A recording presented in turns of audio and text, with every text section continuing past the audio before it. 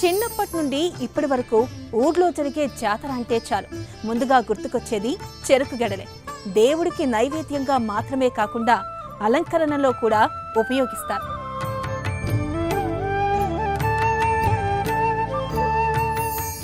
గడ్డి జాతికి సంబంధించినటువంటి ఈ చెరుకును విశేషంగా గురుగ్రహానికి సంబంధించినటువంటి ఇబ్బందులలో ఉన్నటువంటి వారు చెరుకును పెంచి పోషించే ప్రయత్నం చేయాలి.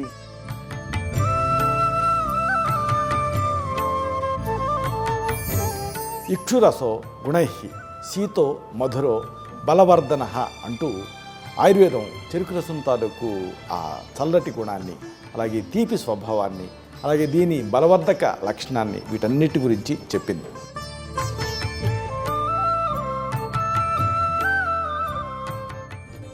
పవిత్ర వృక్షాలు ప్రతి గురువారం మధ్యాహ్నం 12 గంటలకు, తిరిగి సాయంత్రం 6 గంటలకు చూస్తూ ఉండండి మీ ఈటీవీ అభిరుచి ఛానల్లో.